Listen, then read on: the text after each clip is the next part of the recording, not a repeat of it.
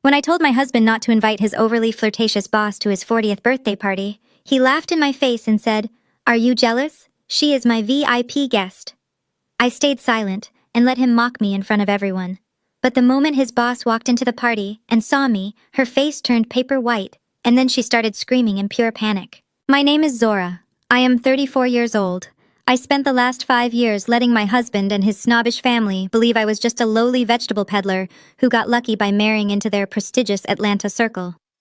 Before I continue this story, let me know where you are watching from in the comments below. Hit the like button and subscribe if you have ever sat back and watched an arrogant man dig his own grave just so you could happily push him into it. The clinking of crystal champagne flutes and the smooth, sultry sound of a live jazz quartet echoed through our sprawling mansion in Buckhead. It was my husband Julian's 40th birthday, and he had transformed the entire ground floor of our home into a lavish showcase of his perceived wealth and status. Waiters in crisp white shirts circulated through the crowded room with silver trays of seared scallops and caviar, while the most elite members of Atlanta's Black high society mingled in our living room. There were politicians, mega-church pastors, and corporate directors everywhere you looked. I stood quietly near the massive marble kitchen island, slowly stirring the ice in my glass of aged bourbon. I was minding my own business, enjoying a rare moment of peace, when Julian suddenly marched toward me. His custom-tailored tuxedo hugged his frame perfectly, but his face was twisted into a smug and deeply irritated expression. He did not say a word to me at first. He simply slammed a thick piece of paper onto the marble countertop, sliding it hard until it hit the base of my drink. I glanced down at it. It was the final invoice from the luxury catering company he had hired for the night.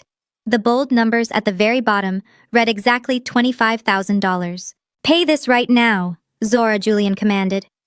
His voice was sharp and deliberately loud, clearly intended to draw the attention of a few nearby guests, who discreetly turned their heads to watch. I am busy entertaining my investors and making sure this night is completely flawless. You need to handle this immediately. I picked up the invoice, running my thumb over the expensive textured paper, and looked back up at him.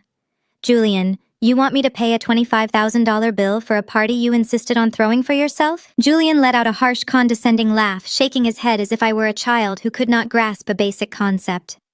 "Yes, Zora, I do. You work from home in your sweatpants all day, dealing with dirt and vegetables like some glorified farmer's market cashier.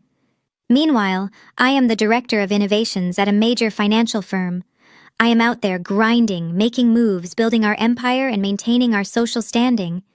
I have a critical image to uphold in this city. These people in our house right now are my colleagues, my partners, the people who actually matter in the real world. Since you do not contribute anything of real financial value to this household, besides those boring spreadsheets you do for your little farm project, the absolute least you can do is cover the food.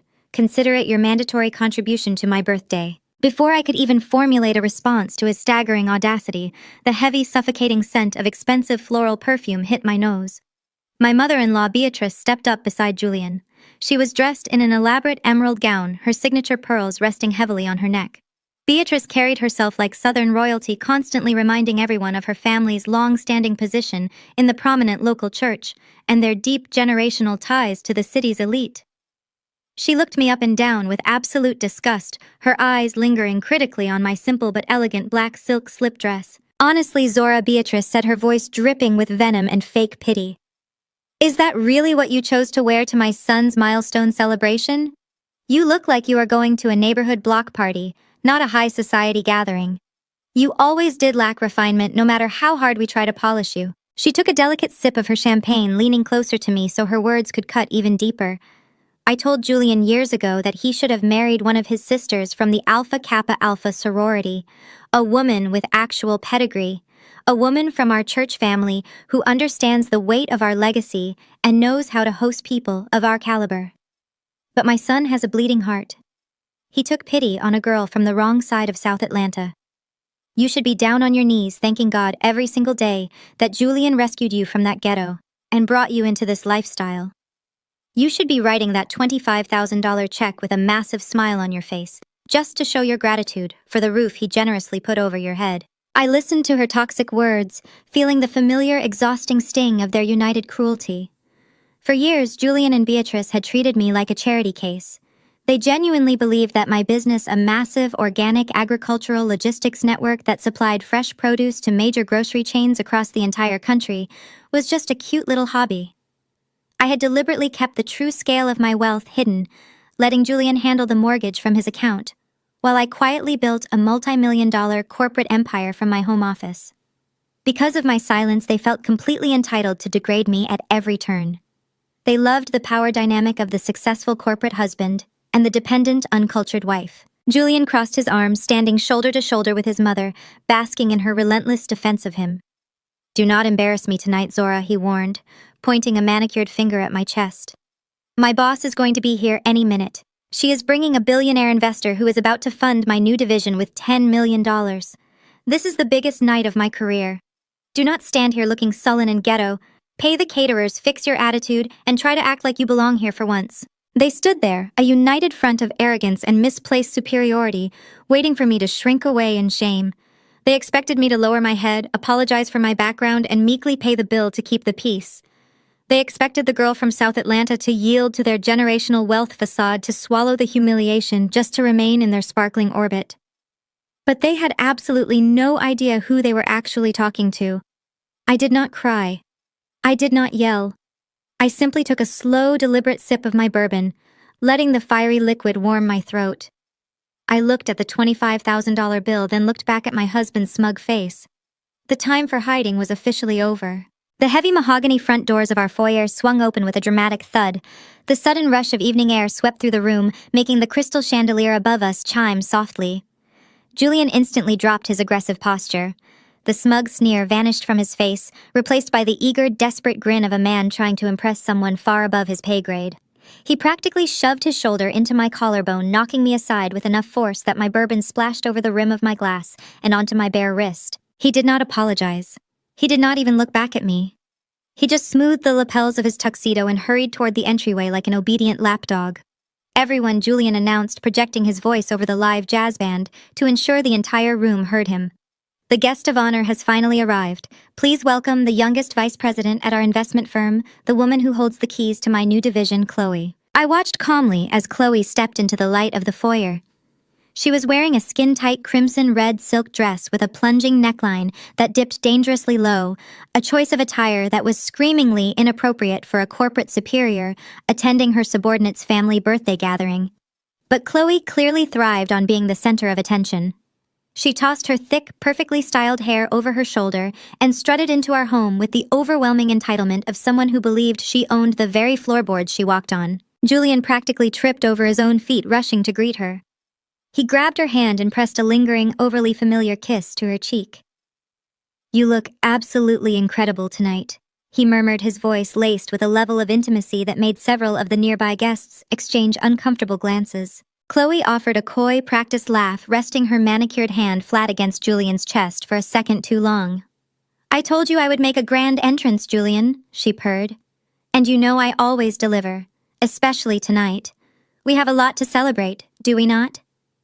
"We certainly do," Julian replied, his eyes tracing the curve of her dress, before he reluctantly turned back to the room. Beatrice, my mother-in-law, who had just spent the last 5 minutes tearing me apart for my lack of refinement, suddenly beamed with delight.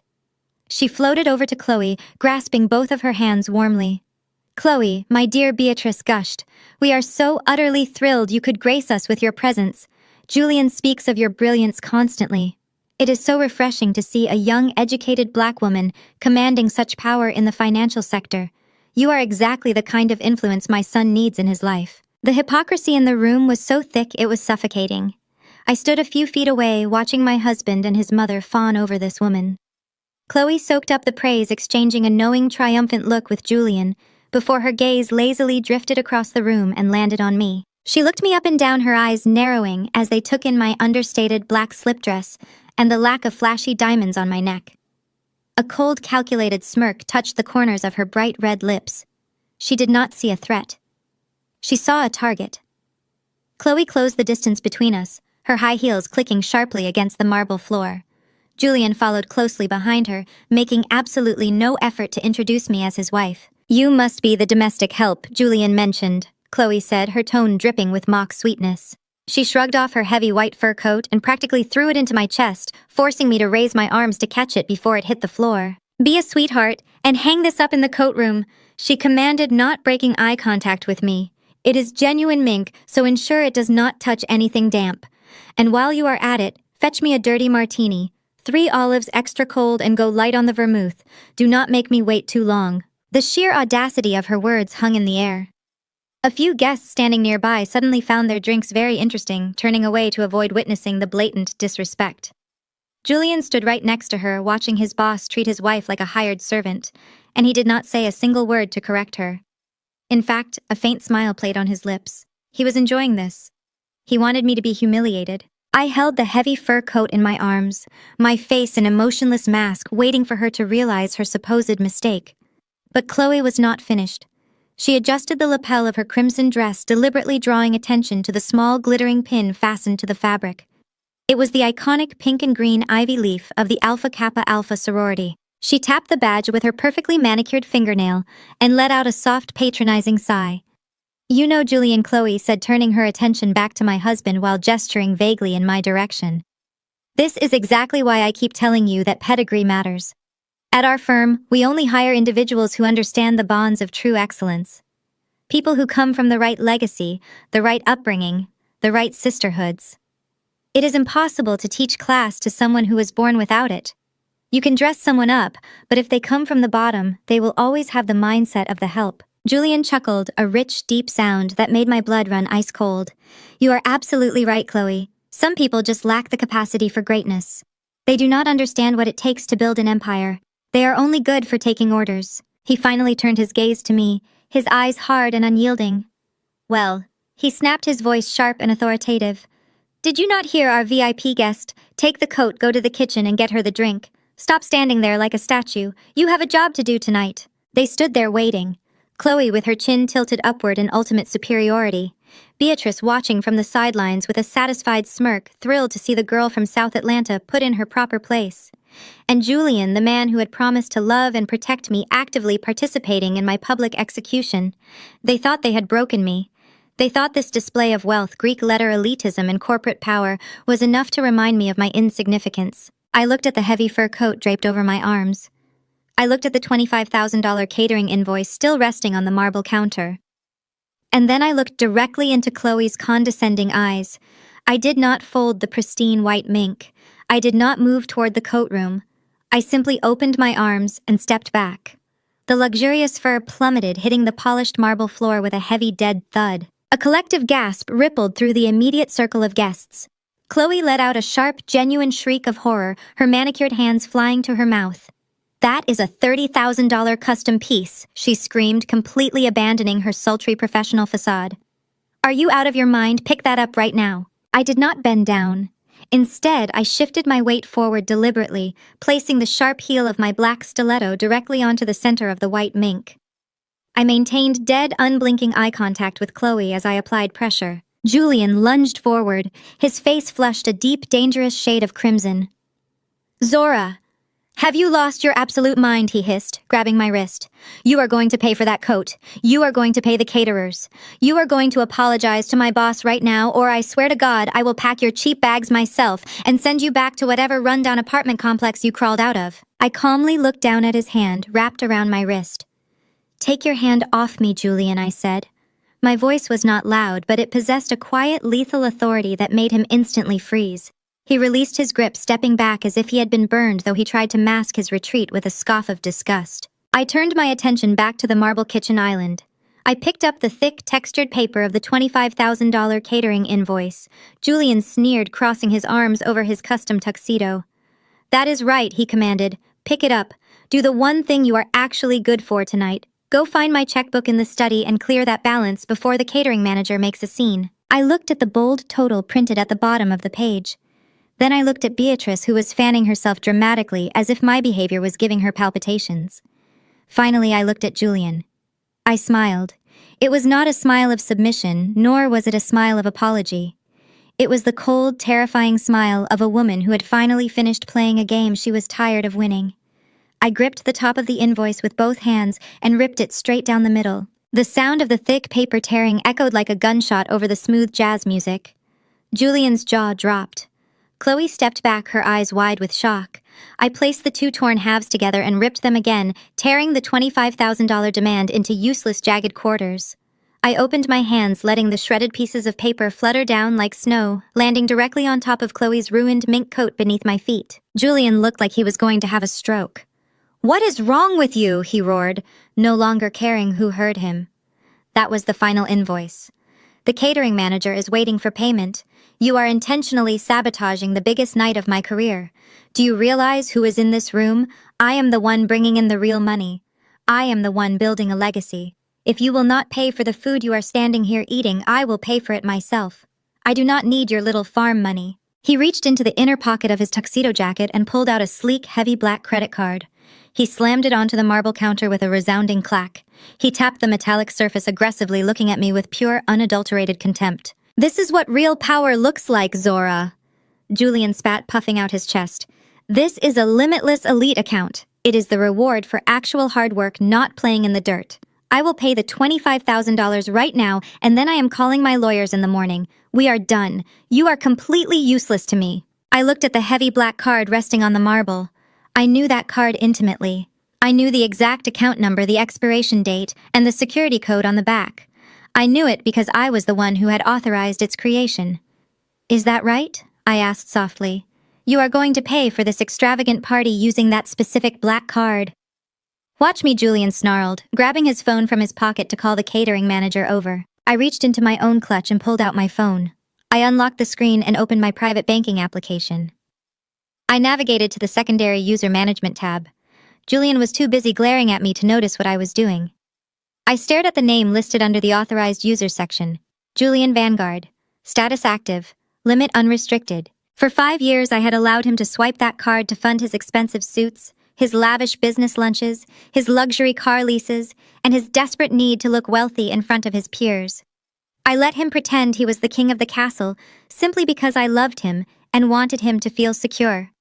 But staring at him now, standing shoulder to shoulder with a woman who had just treated me like trash, I felt absolutely nothing but a profound, liberating clarity. "You are absolutely right about one thing, Julian," I said, my thumb hovering directly over the digital toggle switch on my screen.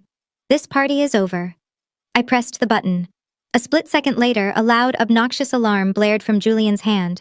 His phone screen lit up with a high-priority alert, the harsh buzzing sound cutting through the ambient noise of the party. He frowned, looking down at his screen. Chloe leaned over his shoulder, her brow furrowed in confusion. I watched Julian's face transition from arrogant irritation to complete and total bewilderment. His eyes darted rapidly back and forth across the screen as he read the notification. The blood drained from his face so fast he looked physically ill. His mouth fell open and he desperately tapped the screen trying to clear the message, but the glaring red text remained. "Alert," I said aloud, reciting the exact automated message I knew was burning into his retinas. "Your elite account has been permanently locked by the primary account holder. All current and future transactions are declined. Please contact the primary account holder for further information." Julian looked up at me, his breathing suddenly shallow and panicked. He looked at the black card on the counter, then back at his phone, his brain short-circuiting as it tried to process the impossible. He shook his head, a nervous, breathless chuckle escaping his throat. "This is a mistake. The bank made a mistake. There is a glitch in the system." "There is no glitch, Julian," I replied, sliding my phone back into my clutch. "You love to talk about power. You love to boast about the elite circles you run in. You just told everyone in this room that you are the one bringing in the real money. But the truth is, you do not even own the plastic in your own pocket." I stepped closer to him, my voice dropping to a deadly whisper that only he, Chloe, and Beatrice could hear. "That black card is not a reward for your corporate grind. It is a supplementary card. It is a secondary account tied directly to my corporate trust. You have been funding your entire luxurious lifestyle with my money, and as of this exact second your free trial has expired, you are officially cut off." Julian stood frozen, his perfect world shattering into a million irreparable pieces right in front of his VIP guest. He had no money to pay the caterers. He had no money to pay for the champagne. He had no money to fund the fraudulent image he had sold to everyone in this room. He was entirely, devastatingly broke. And judging by the panicked, furious footsteps rapidly approaching us from the hallway, his nightmare was only just beginning. The heavy, rhythmic thud of expensive leather dress shoes against the hardwood floor cut through the tense silence that had fallen over the kitchen. The crowd parted instantly, murmuring in hushed tones as a tall, imposing figure strode through the sea of Atlanta's elite. He moved with an inherent aggressive sense of ownership, his posture radiating the kind of unearned confidence that only came from a lifetime of never being told no. It was Connor. He was Julian's brother-in-law, married to Julian's younger sister, Gabrielle. Connor was a wealthy, highly connected commercial real estate developer, and he never let anyone in the family forget it. He wore a bespoke navy suit that probably cost more than most people's cars, his golden blonde hair perfectly slicked back, his tanned face set in a deep scowl of disapproval. He walked with long, deliberate strides, bypassing the whispering guests and marching directly into our standoff at the Marble Island. Connor did not even look at me when he first arrived. He placed a heavy protective hand on Julian's shoulder, acting as the ultimate shield for my panicked husband. "Is there a problem here?" Julian Connor asked. His voice was incredibly loud, projecting a booming, authoritative tone designed to immediately establish him as the smartest and most rational person in the room. I could hear a commotion from all the way across the hall. What exactly is going on? Before Julian could formulate a coherent sentence to explain that his credit cards were completely dead, Connor's gaze dropped to the floor.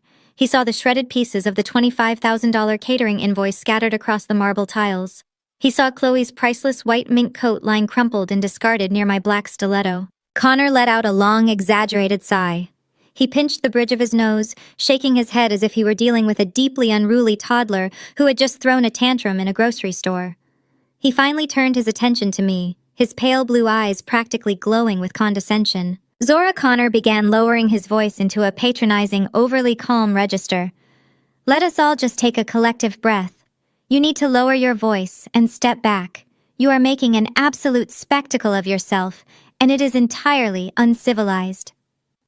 I had not raised my voice once. I had not yelled.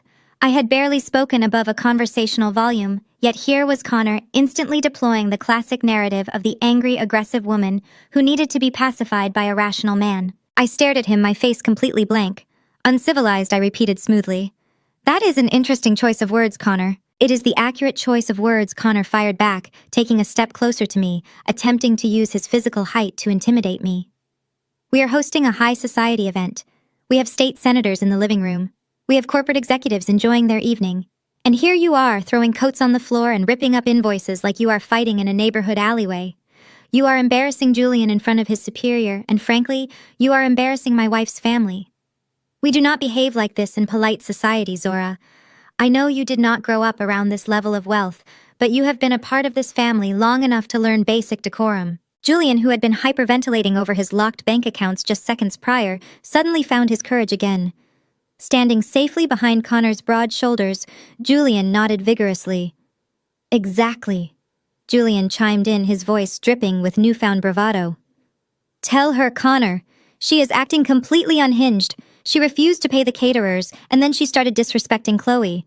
She is trying to ruin my birthday because she is incredibly jealous of my success." Chloe, the VIP guest who was still fuming over her discarded mink, crossed her arms and glared at me. "It is absolutely pathetic," she added, stepping closer to Connor for protection. "I have never been treated with such hostility in my entire life. Your brother-in-law is right.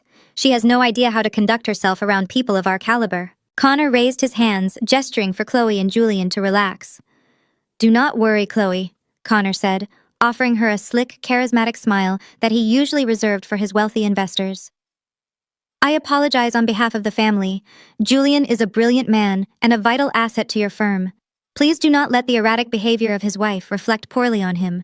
I will handle this situation personally." Connor turned back to me, his smile vanishing instantly. He leaned against the marble counter, invading my personal space. He exuded the textbook arrogance of a white savior who genuinely believed he was the pillar holding this entire black family together. He had always viewed Julian as his eager protege, and he viewed me as an unfortunate liability that Julian had picked up before making real money. "Listen to me very carefully," Zora Connor said, his tone shifting from patronizing to openly hostile. "I am going to explain how the real world works, because clearly you do not understand finance or social obligations. Julian is the breadwinner. Julian is the one climbing the corporate ladder. Julian is the one networking with people who actually matter. Your little vegetable business might give you something to do during the day so you do not get bored, but it is not real money. He tapped his index finger sharply against the marble countertop to emphasize his point. When your husband asks you to handle a simple catering bill, you smile, you pull out the checkbook, and you pay it. You do not throw a fit. You do not try to publicly humiliate the man who elevated you from the absolute bottom of South Atlanta. You owe this man your entire lifestyle. You owe this family your current social standing. And instead of showing gratitude, you are standing here acting like a feral animal, trying to bite the hand that feeds you. I remained perfectly still. I did not cross my arms. I did not shift my weight. I just let him talk, letting him dig a hole so deep he would never be able to climb out of it. Are you quite finished, Connor? I asked, my voice dangerously soft. Or do you have more financial advice for me? Connor scoffed, shaking his head in disbelief. You really have no idea how precarious your situation is, do you, Zora? You think because your name is on a marriage certificate that you are untouchable. You think you are entitled to stand in this mansion and dictate how things are going to go. He leaned in even closer, dropping his voice into a vicious, threatening whisper. Let me make something crystal clear for you. You need to fix your attitude tonight, or you will find yourself out on the street with absolutely nothing. Julian is a nice guy, but I am not. I am a businessman. And if you continue to threaten his career, I will personally ensure you are removed from this property. I tilted my head, studying his flushed, angry face. Removed from this property, I echoed. You are going to remove me from my own home. It is not your home, Zora. Connor sneered, a wicked, triumphant grin spreading across his face. That is exactly what you fail to understand. You do not own anything here. He stood up straight, adjusting his suit jacket, preparing to deliver what he clearly believed was the ultimate killing blow. Did you really think a mid-level financial director like Julian could afford a $4 million Buckhead estate on his own? Did you think the bank just handed him the keys because he had a nice smile? Julian came to me when he wanted to buy this house. He knew his credit was not strong enough to secure the jumbo loan he needed to impress you. So I stepped in. My real estate development firm underwrote the entire mortgage. My company holds the paper on this estate. I am the absolute only reason you are not still living in a cramped apartment right now. Connor swept his hand through the air, gesturing to the lavish kitchen, the crystal chandeliers, and the sprawling living room beyond. I own the debt on these walls. I own the ground you are standing on. Julian answers to me, and by extension, you answer to me. So I am going to tell you exactly what is going to happen next. You are going to pick up that coat. You are going to apologize to Chloe. You are going to go upstairs, pack a small bag, and you are going to leave this house so Julian can enjoy his birthday in peace. If you refuse, I will initiate foreclosure proceedings on this property first thing Monday morning. I will ruin Julian's credit just to get rid of you, and I will have the sheriff drag you out of here by your hair. Julian stood behind Connor, looking slightly pale but nodding along in agreement. He was willing to let his brother-in-law threaten to rip his home away just to win an argument against me. Beatrice stood nearby, practically glowing with pride at Connor's ruthless display of power. They all believed Connor held the ultimate trump card. They believed the threat of losing the mansion would finally bring me to my knees. I looked at Connor. I looked at the fierce, unwavering arrogance in his pale blue eyes. He genuinely thought he was a titan of industry, putting a naive woman in her place. He had absolutely no idea that I already knew exactly what he and Julian had done with the paperwork for this house. He had no idea that I had been waiting for this exact moment to let him hang himself with his own words. I turned on my heel, leaving Connor standing there with his chest puffed out like a proud rooster. Let them think his threat of foreclosure had paralyzed me. Let them believe the girl from South Atlanta was finally retreating into the shadows where they assumed she belonged. I navigated through the sea of guests, keeping my face a mask of absolute stone, and slipped into the dim, quiet corridor leading to the butler's pantry. I needed a glass of water. More importantly, I needed exactly 60 seconds in silence to align my next strike. The pantry was separated from the main hallway by a heavy, ornate wooden partition with carved slats that allowed me to see out without being seen. As I reached for a crystal tumbler, the heavy thud of hurried footsteps echoed from the hall. Julian's frantic voice hissed in the darkness, followed immediately by the sharp, angry click of Chloe's stilettos. They slipped into the alcove just on the other side of the partition, completely unaware that I was standing mere inches away, shrouded in the shadows. You need to fix this right now, Julian. Chloe demanded, her voice losing all its sultry professional polish. Her tone was sharp and unhinged. Your card declined in front of me. Your brother-in-law is out there making a public scene. And your deranged wife is embarrassing me in front of the most important investors in the city. You promised me this night would be flawless. Julian let out a desperate, placating sigh, the sound of a man rapidly losing control of his carefully constructed double life. Chloe, please, you have to calm down. The card declining is just a bank glitch, I swear to you. I will have my assistant call the platinum desk first thing in the morning and scream at them. And as for Zora, do not give her another thought. She is throwing a tantrum because she knows her time is up. I stood perfectly still in the dark pantry, the cold crystal tumbler pressed against my palm. I stopped breathing, straining to hear every single word. You cannot let her stress me out like this, Julian, Chloe whined, her voice suddenly dropping into a sickeningly sweet, manipulative pitch. It is not good for my blood pressure. Dr. Evans said I need to stay completely relaxed. Our baby deserves better than this chaos. I am not going to raise our child in an environment where your ex-wife is still lurking around, ruining our reputation. The glass in my hand nearly slipped through my fingers. A baby. 5 years of Julian telling me he was not quite ready for a family.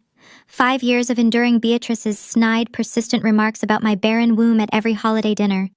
And here he was, gently rubbing the stomach of his corporate superior, promising to build a future for their unborn child. I had to bite the inside of my cheek so hard I tasted blood just to keep from laughing out loud. Julian was comforting a woman pregnant with a child he physically could not have created. I had the medical files locked in my personal safe upstairs, documents verifying his absolute irreversible sterility. For years I had kept his medical secret hidden to protect his fragile masculine ego, allowing his family to blame me for our lack of children. He was literally plotting to throw me away to play house with another man's baby. The sheer spectacular irony of his betrayal was almost intoxicating. I know, baby, I know, Julian murmured, his voice thick with false devotion. I promise you she is gone tonight. I have the quitclaim deed sitting on my desk in the study right now. As soon as the last guest leaves, I am going to tell her that Connor is forcing a restructuring of the loan because of her little stunt with the caterers tonight. She is incredibly naive when it comes to finance. She will sign the transfer without even reading it, if she thinks it will save her precious house. The second her signature is on that paper, I am changing the alarm codes and throwing her cheap luggage out onto the lawn. You will be moving your things into the master suite by tomorrow morning. Chloe let out a soft, satisfied hum, but her anxiety quickly returned.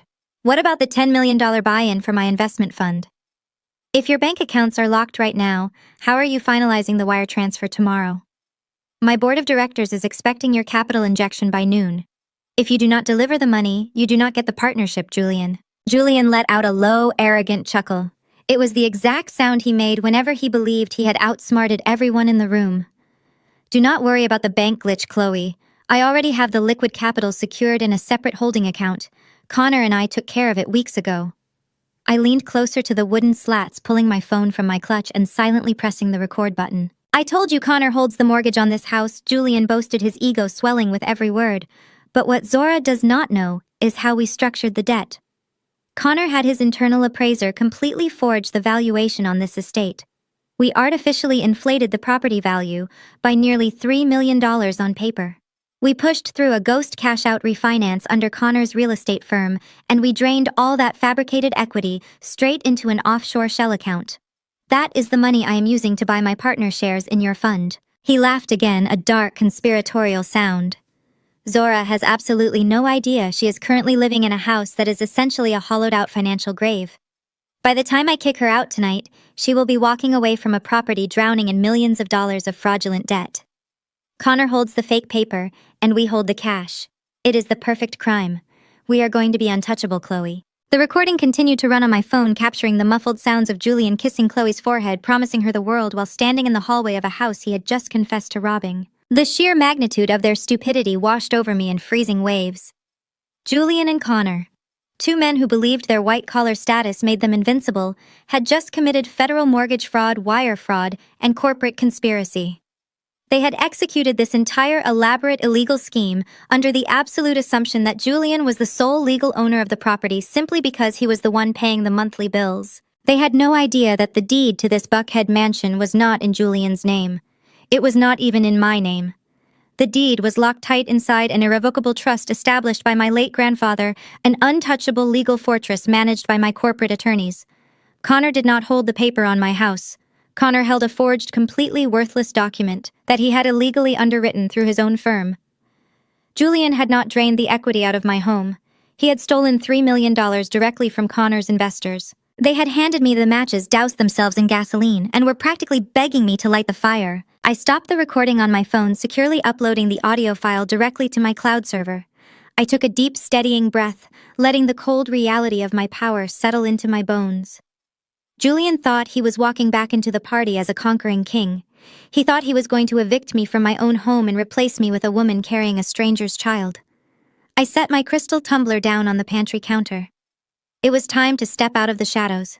It was time to let the VIP guest meet the real owner of the house. I pushed past the carved wooden partition, my heels clicking sharply against the hardwood. Julian and Chloe jumped violently, pulling away from each other.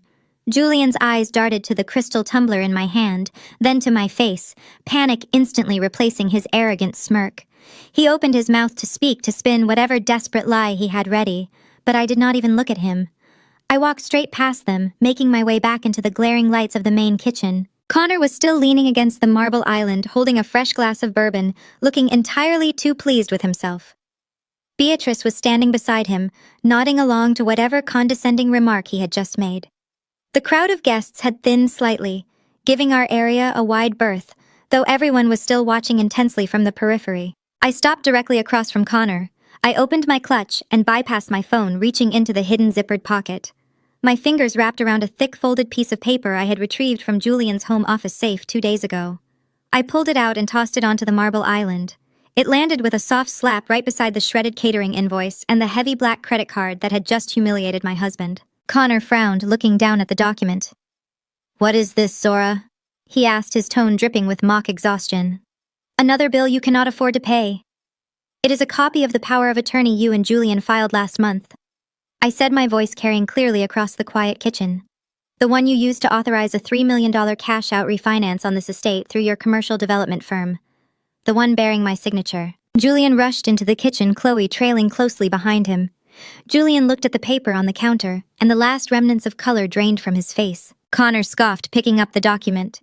He barely glanced at it before tossing it back down onto the marble. "You are my brother-in-law's wife. Julian manages the household finances. It is standard community property procedure. If you are upset about how Julian leverages his assets, take it up with him in couples counseling. Do not bring your domestic squabbles to my firm." "You are a real estate developer, Connor," I said, maintaining my icy composure.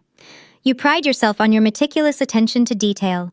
You underwrote a multi-million-dollar loan, approved a ghost appraisal, and wired the funds to an offshore shell account, all based on this single sheet of paper.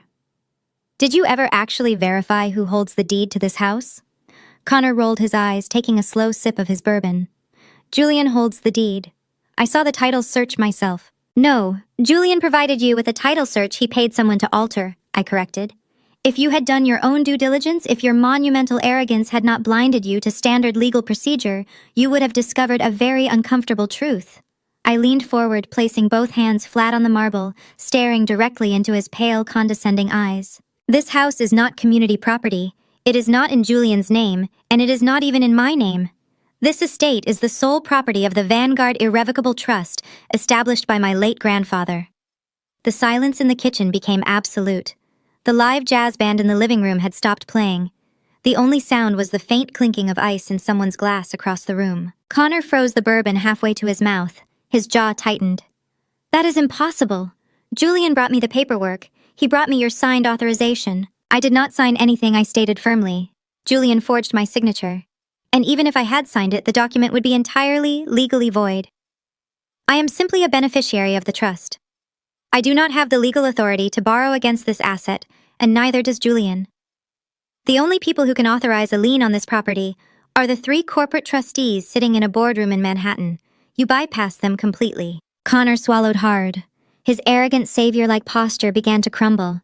He looked at Julian, who was currently staring at the floor, sweating profusely, unable to meet anyone's gaze. "You are lying," Connor snapped. His voice lacked its previous booming authority. It sounded thin, reedy, laced with a sudden, creeping terror. "Check public records right now," I offered, gesturing to his phone. "Pull up the county registry. You will see the Vanguard Irrevocable Trust listed as the sole owner since the day this house was purchased." Connor frantically pulled his phone from his suit pocket. His thumbs shook as he navigated the screen. Beatrice, realizing the severity of the situation, clamped a hand over her mouth. Chloe took a deliberate step away from Julian, her eyes wide as she began calculating the devastating risk to her own career. "Do you understand what you have done, Connor?" I asked, letting my voice ring out for every state senator and corporate executive in the room to hear. "You conspired with your brother-in-law to falsify a property appraisal. You accepted a forged power of attorney. You utilized your firm's capital to issue an unauthorized loan against a legally protected trust, and you wired those funds into a shell account to hide the transaction." I watched the blood rush out of Connor's face, leaving his tan skin a sickly, ashen gray. He looked up from his phone, his eyes wide with absolute panic. He had seen the registry. He knew I was telling the truth. "That is not just a breach of fiduciary duty," I continued, driving the point home. "That is federal mortgage fraud. That is wire fraud. That is corporate conspiracy. You did not save this family, Connor. You just handed the federal government everything they need to dismantle your entire real estate firm and strip you of your licenses." Connor stumbled backward, his hip hitting the edge of the stainless steel refrigerator. He pointed a shaking finger at Julian. "You told me it was clean. You told me you owned the house free and clear." "I did not know," Julian cried out, his voice cracking with hysteria. "She told me it was our house. She handed me the keys after we got married. I assumed the deed was in my name." "You assumed," Connor roared, losing every ounce of his refined, wealthy composure. "You forged a legal document on a trust property. You just implicated my entire company in a federal crime because you wanted to play venture capitalist with a woman you are sleeping with." Beatrice gasped loudly, clutching her chest as if she might faint. Chloe's face turned scarlet as intense whispers erupted around the room. The secret was out. Julian's carefully manicured life was imploding spectacularly, taking his wealthy, arrogant brother-in-law down with him. I stood tall, absorbing the absolute chaos I had just unleashed. They had tried to strip me of my dignity, my home, and my sanity. Now they were staring down the barrel of a federal indictment. Connor stared at the document on the marble island as if it had suddenly caught fire. His pale blue eyes darted back and forth across the legally binding seals and the undeniable signature of the corporate trustee. The heavy, booming authority he had weaponized just moments ago evaporated into the cold, sterile air of the kitchen. He began to pace the length of the marble floor, his breathing turning shallow and ragged. He ran his hands through his perfectly slicked back hair, ruining the expensive styling. "A trust," Connor muttered, his voice trembling. "You put the deed in a trust." He stopped pacing and lunged at Julian, grabbing him by the lapels of his custom tuxedo. "You told me the title search came back clear. You swore to me you held the deed to this property." Julian shrank back, raising his hands in a desperate defensive gesture. "Connor, I swear I did not know. She gave me the keys after the wedding. I am the one who pays the property taxes. I assumed it was under my name." "Paying the taxes does not give you the title, you absolute idiot," Connor roared, shoving Julian backwards so hard he slammed into the stainless steel refrigerator. "My firm processed a $3 million ghost loan based on a forged power of attorney. My personal signature is on the transfer authorization. The Securities and Exchange Commission is going to dismantle my entire company by Tuesday morning. I am facing 10 to 20 years in federal prison because you wanted to play venture capitalist with a woman you are sleeping with." Connor whipped around to face me, his previous arrogance entirely replaced by raw, unadulterated terror. "Zora, listen to me," he pleaded, taking a step forward with his hands raised in surrender. "We can fix this. I can reverse the wire transfer. I can pull the funds back from the offshore shell account before the federal regulators flag the transaction. We can tear up the loan documents. It will be like it never happened." I looked at him with absolute zero sympathy. "You do not get to put the money back just because you realize the vault was rigged, Connor. You committed the fraud. You will face the consequences." Julian, seeing his powerful, untouchable brother-in-law reduced to a begging, terrified mess, realized he was rapidly losing control of the narrative. The surrounding guests were whispering, pointing, and recording the entire exchange on their phones. Chloe was glaring at him, her eyes narrowing as she mentally calculated the risk to her own career. Julian needed a lifeline.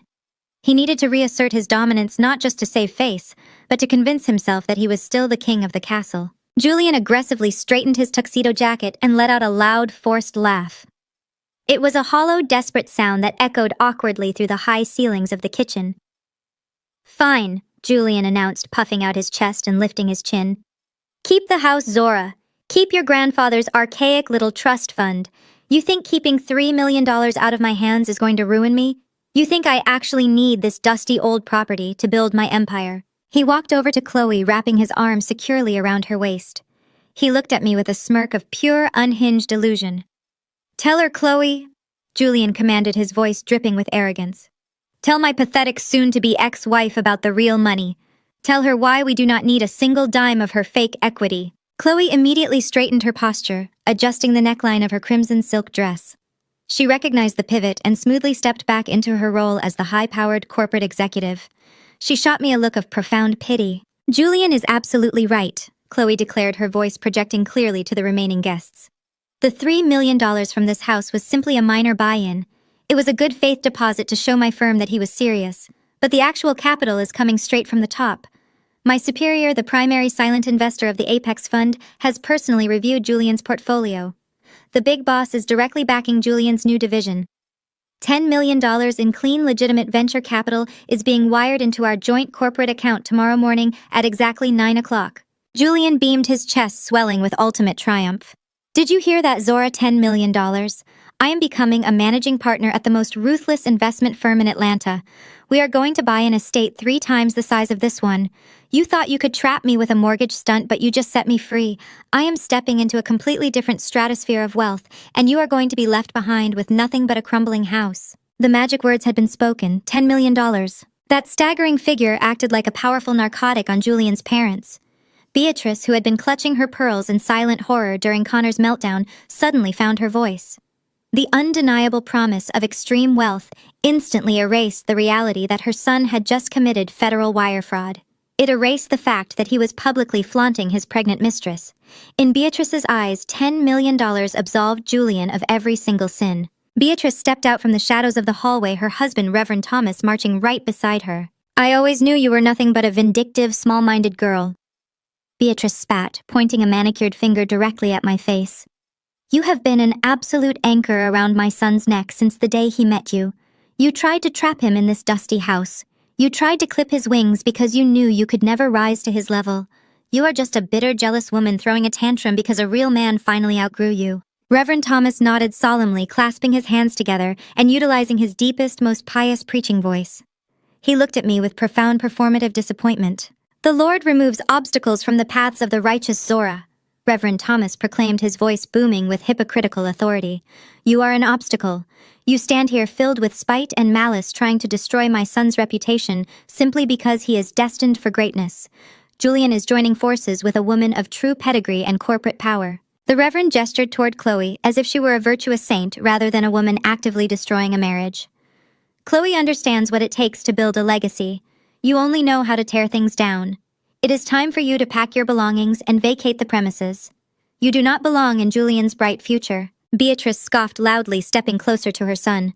She does not belong anywhere near our family. Julian, darling, call security right now. Have them escort this bitter woman off the property. She can take her little trust documents and go back to whatever pathetic, miserable life she was living before you generously rescued her from obscurity. Connor was still hyperventilating in the corner, furiously dialing his legal team on his cell phone, completely ignored by the Vanguard family. They were entirely blinded by the glittering illusion of the Apex Fund. They were so intoxicated by the idea of Julian becoming a multimillionaire that they had completely detached from reality. Julian looked at me, a cruel, victorious smile spreading across his face. You heard my parents, Zora. The game is over. Tomorrow morning I become a $10 million partner. So go upstairs, pack whatever cheap clothes you brought into this marriage, and get out of my house. You are officially evicted from my life. I stood motionless in the center of the kitchen. I let their insults wash over me. I let Beatrice call me small-minded. I let the Reverend call me an obstacle. I let Julian bask in his grand delusion of corporate supremacy. They had built a towering glass castle in their minds, entirely constructed upon the foundation of the Apex Fund. They had absolutely no idea who actually owned that foundation. They believed the silent investor, the mysterious big boss of the Apex Fund, was an untouchable titan of industry operating from the shadows. They believed this faceless billionaire was going to hand Julian $10 million and elevate him to the highest echelons of Atlanta society. I looked at Julian's smug face, then at Chloe's triumphant smirk. I reached into my clutch once more. I pulled my phone from the silk lining of my clutch, my thumb resting lightly on the cool glass screen. Julian was still practically vibrating with arrogant energy, his chest puffed out as he looked down his nose at me. He was completely intoxicated by the fantasy of his impending financial salvation. To him, the imaginary influx of cash was a magic eraser, an instant cure for his crimes, his infidelity, and his spectacular failure as a decent human being. "You see," Zora, Julian gloated, his voice dripping with condescension. "You thought you could back me into a corner with this little trust fund revelation. You thought cutting off a credit card would ruin me. But you do not understand how real power works. I do not need your house. I do not need your money. Because my future is secured by someone who actually operates on my level." He gestured grandly toward the hallway, just as the heavy rhythmic click of stilettos echoed against the marble. The visual focus of the room snapped rapidly from Julian's flushed, arrogant face, straight to the grand entryway. The transition was sharp and jarring. The ambient lighting in the room shifted instantly. I tapped a hidden command on my smart home application, and the massive tiered crystal chandelier suspended above the grand foyer flared to life. It flooded the entryway with a blinding, pristine white light cutting through the dim, moody party atmosphere like a blade. Chloe stepped out from the powder room corridor and into the edge of the foyer. She had taken a moment to reapply her bright red lipstick and smooth the fabric of her crimson dress. She stood tall beside Julian, projecting the image of a flawless corporate power couple ready to receive royalty. She held her phone tightly in her grip, her eyes fixed on the illuminated screen. She was waiting for the notification.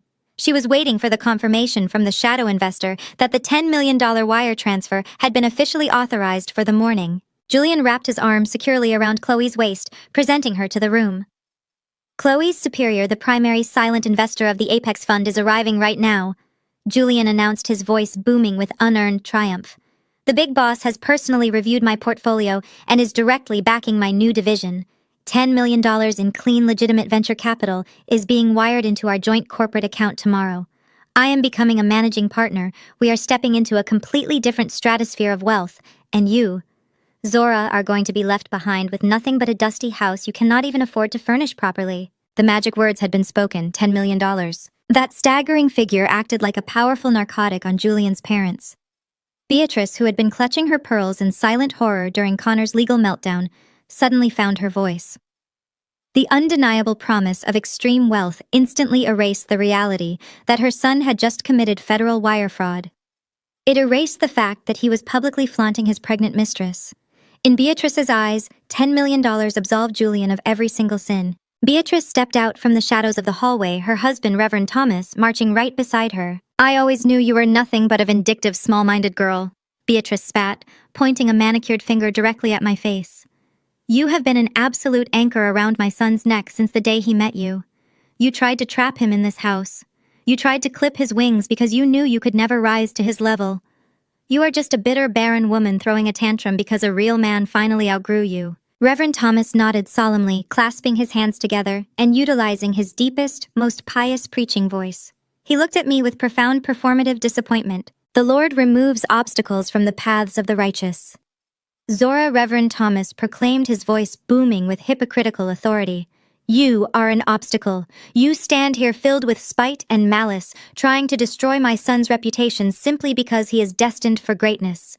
Julian is joining forces with a woman of true pedigree and corporate power." The Reverend gestured toward Chloe as if she were a virtuous saint rather than a woman actively destroying a marriage.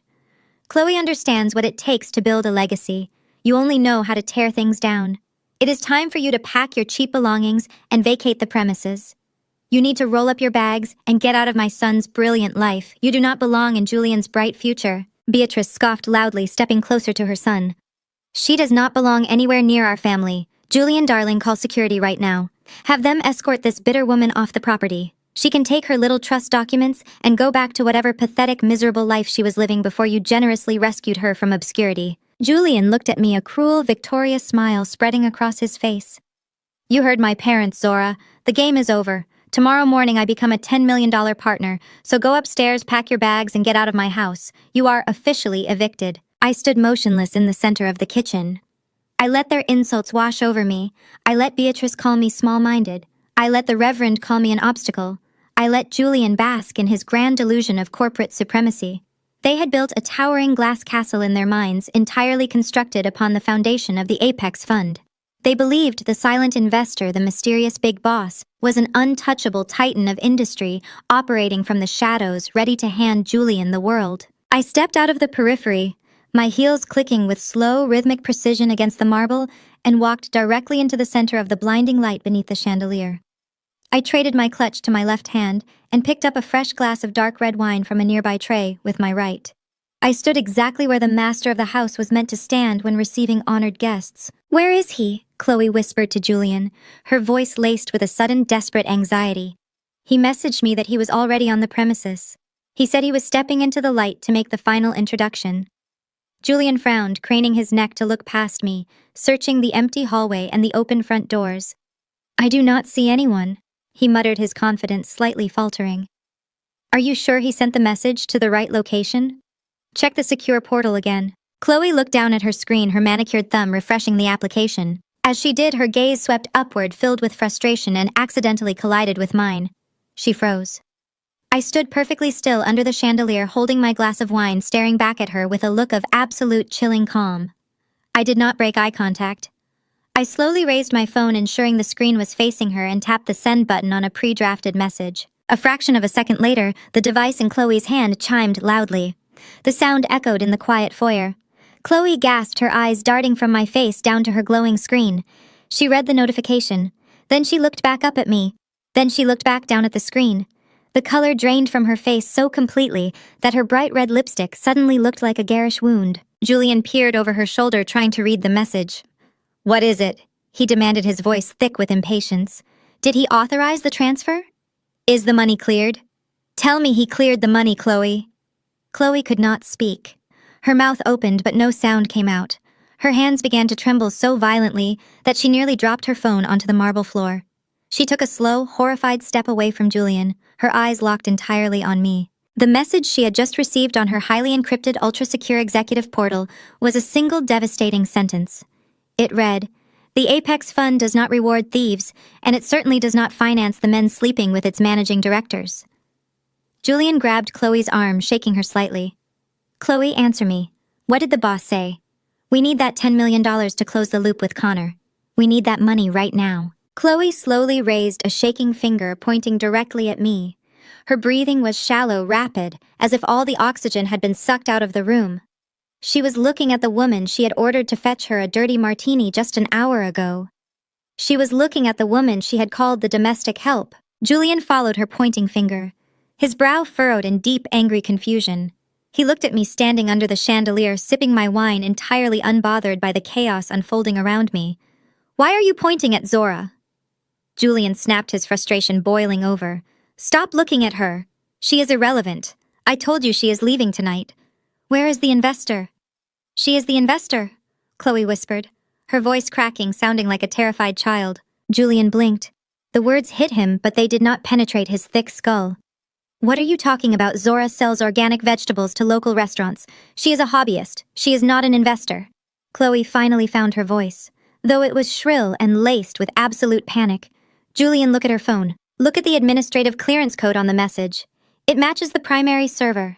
She is the silent partner. She is the founder of the Apex Fund." Julian let out a loud, incredulous bark of laughter, rejecting the information completely. "That is literally impossible," he declared, taking a step toward me. "Zora, stop playing whatever stupid game this is. You hacked her phone. You somehow got into her portal just to ruin my deal. This is exactly why my mother hates you. You are a vindictive, miserable woman trying to destroy my life because you know you cannot survive without me." I took a slow sip of my wine, savoring the rich, full-bodied flavor. I lowered the glass and offered Julian a smile that was entirely devoid of warmth. "Survive without you, Julian?" I asked softly, my voice carrying an effortless authority that commanded the attention of the entire room. "You have not paid a single real bill in 5 years. You drive a car leased under my holding company. You wear suits paid for by an account I monitor. You are standing in a house owned by my grandfather's trust. You have spent our entire marriage playing the role of a wealthy corporate king, completely unaware that you were doing it on my stage, using my props and spending my money." Julian shook his head, his face contorting into a mask of pure denial. "You are lying. You are a community college graduate from the South Side. You do not have $10 million to inject into a venture capital fund." "I do not have $10 million, Julian," I corrected him, my voice turning to ice. "The Apex Fund currently manages over $800 million in diversified assets. I built it from the ground up, right after my grandfather left me the initial seed capital. I kept my name off the public registry to avoid the exact kind of parasitic, opportunistic leeches that are currently standing in my foyer. Leeches like your brother-in-law, Leeches like your ambitious little girlfriend. And leeches like you. Beatrice let out a high-pitched wail, her knees buckling slightly as Reverend Thomas caught her by the arm. The realization was finally slamming into them with the force of a freight train. The woman they had relentlessly mocked, the woman they had treated like a peasant, allowed to dine at the king's table, was the actual monarch. Chloe looked like she was going to be sick. She realized she had not just insulted Julian's wife, she had actively insulted the sole owner of the fund she worked for. She had brought her pregnant belly into the home of the woman who held the absolute power to terminate her career, freeze her assets, and blacklist her from the financial sector permanently. You cannot be the head of Apex. Julian stammered, his voice dropping to a desperate, ragged whisper. His entire identity, his entire sense of superiority was actively disintegrating. I am the breadwinner. I am the vice president of my firm. I am the one with the pedigree. You have a fancy title at a mediocre firm and you are about to be indicted for federal mortgage fraud, I reminded him smoothly. I warned you earlier that your free trial had expired. I meant it.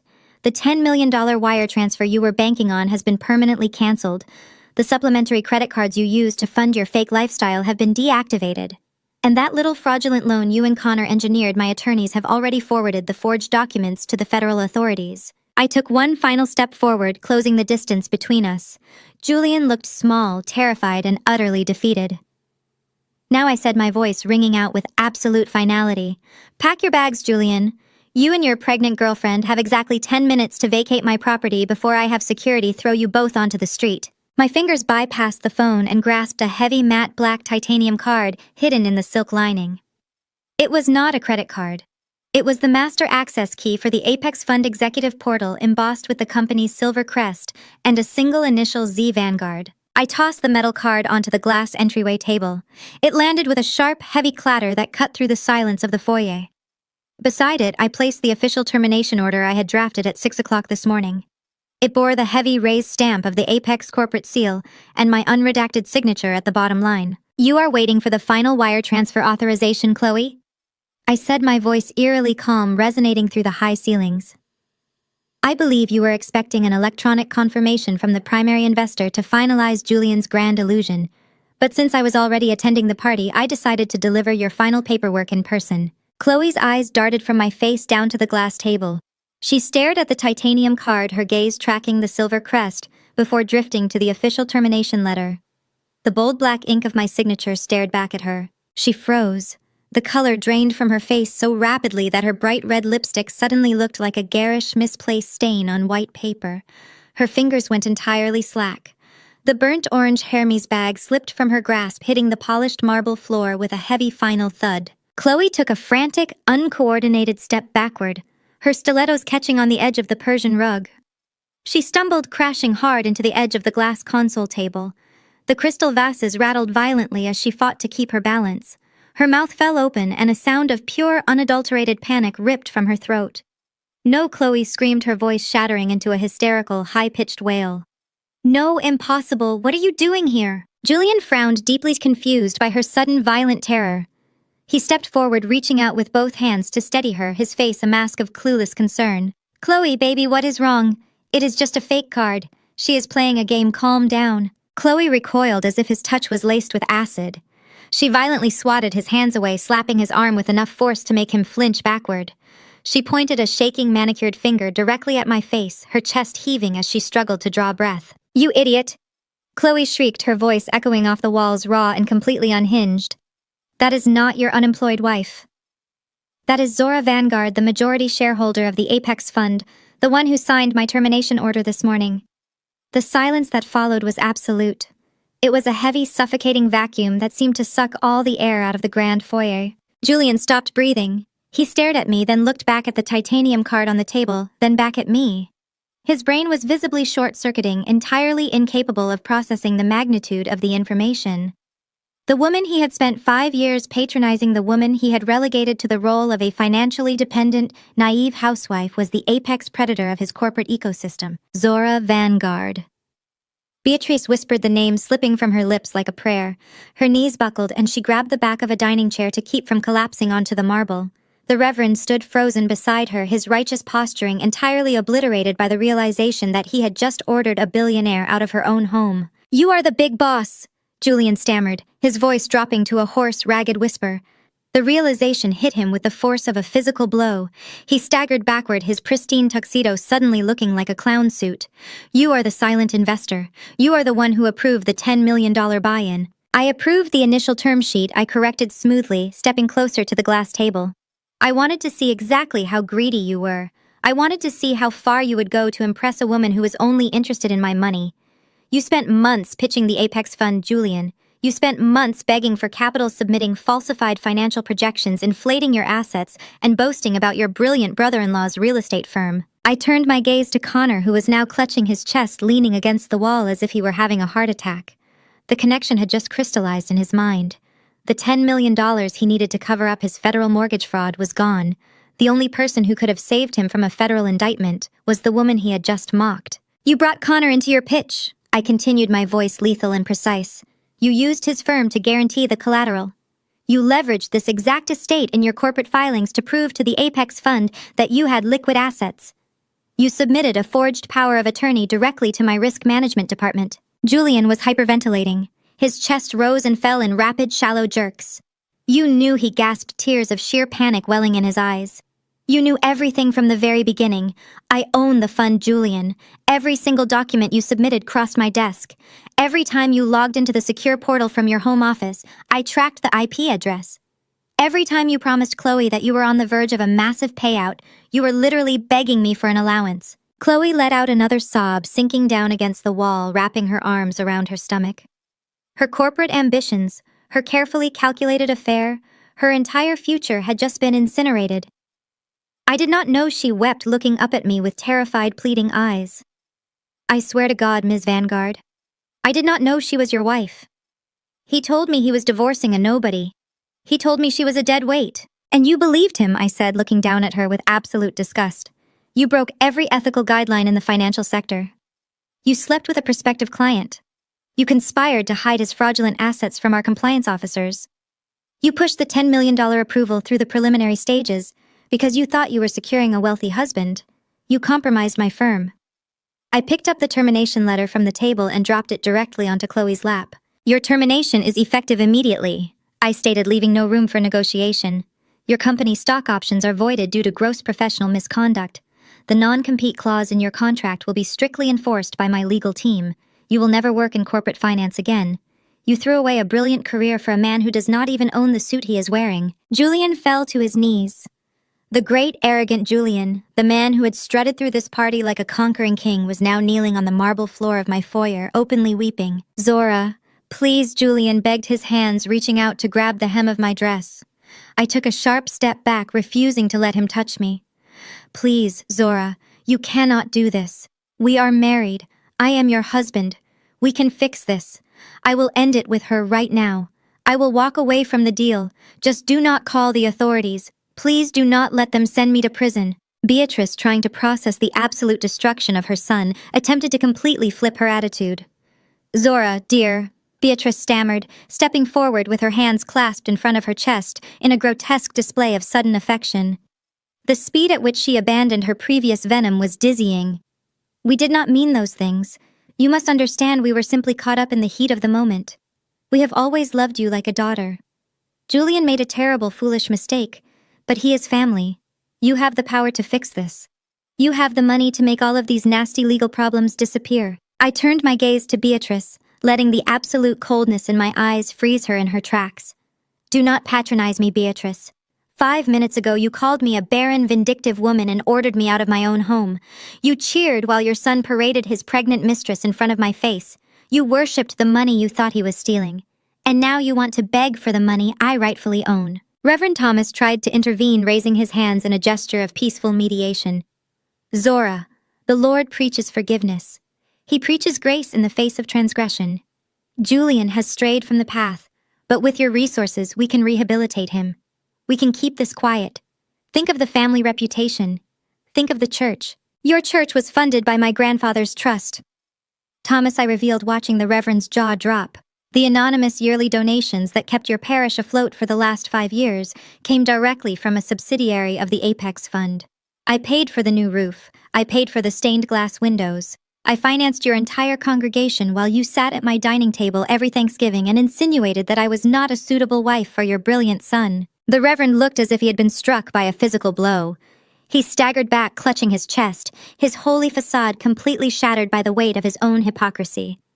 The funding stops today, I informed him, ensuring my voice was loud enough for every remaining guest to hear.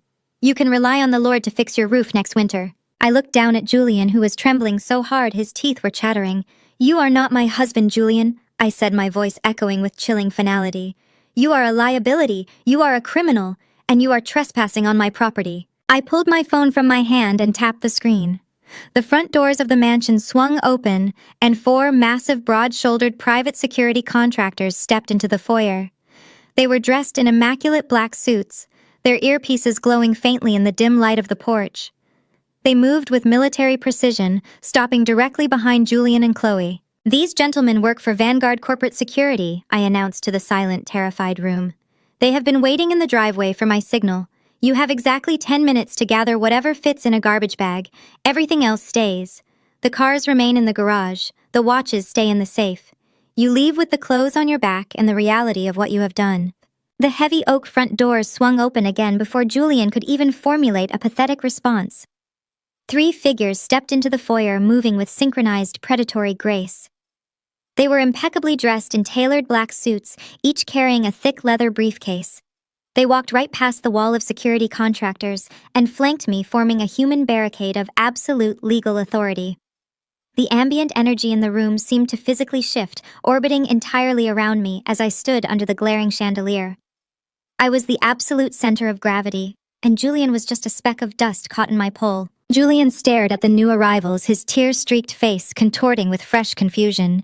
He planted his palms on the marble, attempting to push himself up from his knees, but a sharp warning step forward from one of my security guards kept him firmly on the floor. You actually believed this was just about a forged mortgage, Julian? I asked, my voice echoing through the silent house. You honestly thought I would summon corporate security and expose my identity just to stop a single real estate transaction? I turned slightly, gesturing to the man standing to my right. Marcus, please enlighten my husband as to why his $10 million venture capital pitch was flagged by my internal audit team. Marcus snapped the latches of his briefcase. The sound was like a gunshot in the quiet room. He pulled out a thick, tightly bound dossier and adjusted his glasses. He did not look at Julian with anger. He looked at him with the clinical detachment of a mortician. Julian Vanguard submitted a comprehensive prospectus to the Apex Fund 3 months ago. Marcus began, his voice projecting a crisp, undeniable authority. He requested $10 million in seed capital to launch a proprietary financial technology platform. He provided detailed quarterly projections, a roster of phantom beta testers, and claimed to have personally funded the initial $2 million research and development phase. Marcus flipped a page in the dossier, the paper crinkling loudly. However, a routine forensic trace of Mr. Vanguard's initial $2 million capital injection revealed that no technology platform actually exists. There is no software. There are no beta testers. The entire project is a complete fabrication designed to secure institutional backing. Julian's breath hitched in his throat. He looked around wildly, like a trapped animal looking for an exit that did not exist. I did build it, he stammered, his voice cracking. The developers are offshore. The code is proprietary. You are looking at the wrong files. You do not have any files, Julian, I stated, stepping closer to him. The hours you spent locked in your home office pretending to be a tech visionary were actually spent doctoring your own firm's ledger. You did not raise $2 million. You embezzled it. Beatrice let out a strangled gasp, her hands flying to her face. Reverend Thomas stumbled backward, knocking into a side table, a framed photograph shattering on the floor. Marcus continued reading, completely unbothered by the family's horror.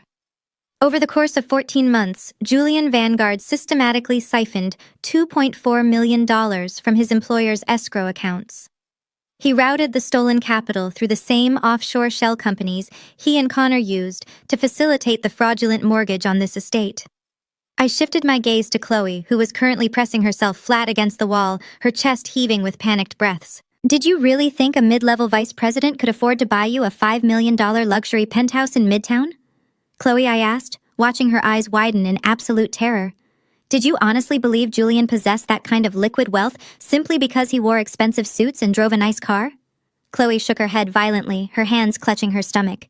He told me it was his bonus. He told me he cashed out his stock options to buy our home. He bought your love nest using stolen corporate funds. I corrected her, my tone merciless. He embezzled millions from his own clients and wired it directly into a real estate trust with your name on the deed. He did not just buy you an apartment, Chloe. He made you a primary accessory to federal money laundering and corporate theft. Chloe let out a blood-curdling scream. It was not a scream of sorrow. It was a scream of pure visceral self-preservation. She violently shoved Julian away, treating him like a diseased rat. She realized in a fraction of a second that her prestigious career, her flawless reputation, and her freedom were entirely gone. Julian had not just ruined his own life. He had dragged her directly into a federal indictment. "You lied to me!" Chloe shrieked, her face twisting with an ugly, vicious rage.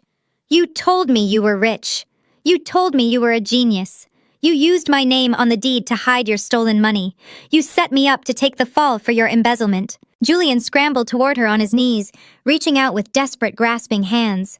"Chloe, please, you have to listen to me. I was going to put the money back. I swear to God I was going to replace it. As soon as the Apex Fund wired the $10 million, I was going to cover the shortfall in the escrow accounts. No one was ever going to know. It was just a temporary bridge loan." He was confessing out loud. He was so broken, so stripped of his arrogant facade, that he was openly admitting to his financial crimes in a room full of witnesses. He had planned to use my company's money to pay back the funds he had stolen from his own employer. He had built an elaborate multi-million-dollar house of cards, and he had expected me to unwittingly hand him the glue to hold it together. I walked a slow, deliberate circle around Julian as he continued to grovel on the floor. I looked down at the man who had spent the last 5 years calling me unambitious. I looked at the man who had allowed his mother to mock my barren womb while he secretly funneled my resources to build a fraudulent future for another woman's child. "You are the most pathetic creature I have ever encountered, Julian," I said, bringing my walk to a halt right in front of him. "You stood in this house drinking my wine, breathing my air, and actually convinced yourself that you were a king. You thought your white-collar status made you invincible. You thought you could rob your firm, defraud a federal bank, steal from my trust, and replace your wife, all without leaving a single fingerprint." I looked over at Beatrice and the Reverend. They were clinging to each other, their faces pale and slick with cold sweat. The golden sun they had worshipped, the man they believed was destined for greatness, was nothing but a common thief staring down decades in federal prison. "You wanted me out of your brilliant life," I reminded them, echoing their own venomous words back at them. "You wanted me to clear the path so your son could achieve his destiny. Well, his destiny has arrived." In the corner of the room, Connor suddenly let out a feral, animalistic roar. The realization had finally pierced through his panic. If I had the paper trail proving Julian routed stolen money through their shared offshore shell companies, it meant my legal team had complete access to Connor's entire illegal network. Julian had not just exposed his own embezzlement. He had handed my forensic accountants the exact blueprint to Connor's fraudulent real estate empire. "You ruined me!"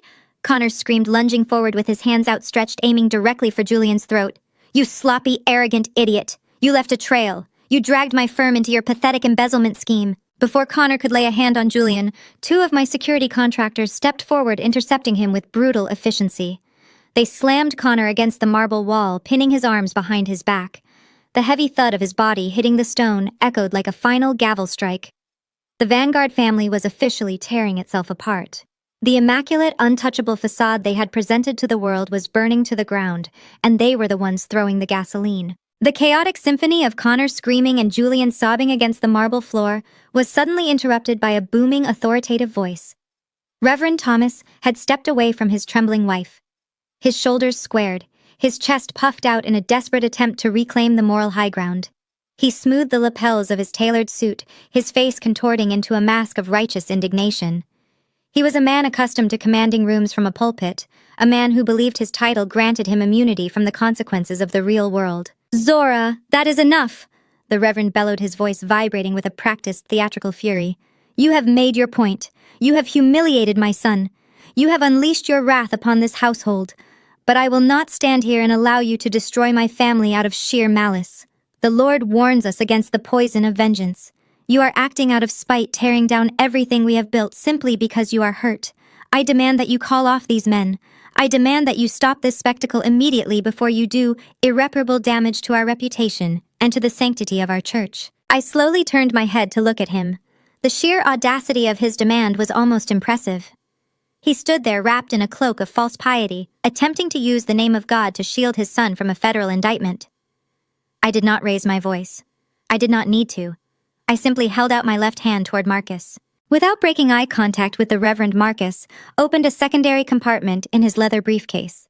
He pulled out a thick manila folder, the edges reinforced with red tape, and placed it firmly into my waiting hand.